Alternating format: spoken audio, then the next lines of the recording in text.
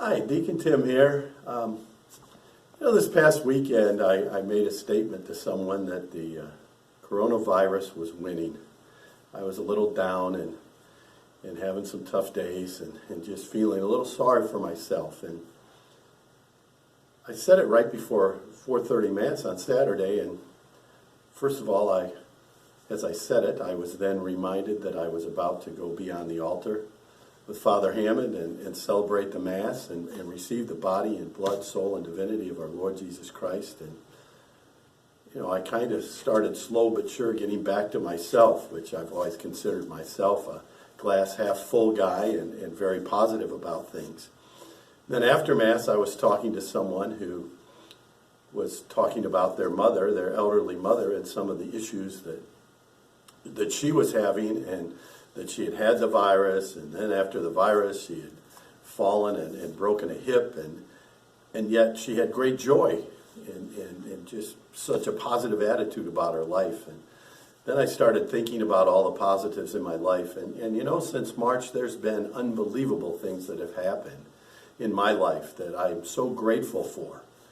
And with obviously the biggest thing being that my daughter-in-law found out she was pregnant, and a couple weeks ago gave birth to our first grandson. He had to stay. He came a little early, so he was in the NICU for a while, but he's now home and gaining weight, and I've seen, and my wife and I went down to see him, and I've held him, and just so many great things, and other things that have happened in my life.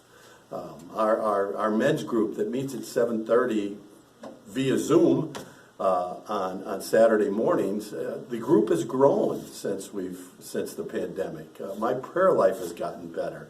I read more. All these things that God has given us that has given me during this time, and I'm sure so many of you, when you really think about it, can think about many positives that have come from what has been going on in your life these past 9 months.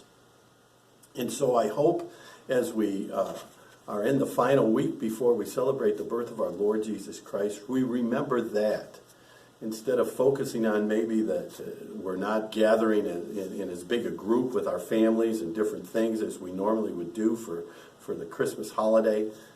But it will give us time to, maybe give us a little more time to reflect on what we are truly celebrating, and that is the birth of our Lord Jesus Christ, the incarnation, that our Lord was on this earth as a human being, and he was there to save us all and to teach us all.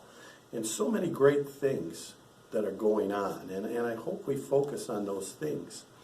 I hope we focus on the fact that maybe some of you are going to watch Christmas Mass on television. I know a lot of people are probably going to come here to try to attend Mass, and it's going to be different, but because of where we're sitting, but it's not going to be different from the way we celebrate the Mass, and for that we can be just so grateful for. So I hope those are the things we're focusing on in these final days before we celebrate the Nativity. And speaking of celebrating the Nativity, I was also thinking about, just think what it was like for them. This morning I looked it up, and probably Mary and Joseph walked 90 miles to get to Bethlehem, from Nazareth to Bethlehem. So she was walking 90 miles, 9 months pregnant, maybe riding on a donkey. But, it had to take them days to make that trip. We know that Jesus was born in a stable. But what about the rest of the trip? I can't believe it was really pleasant for them.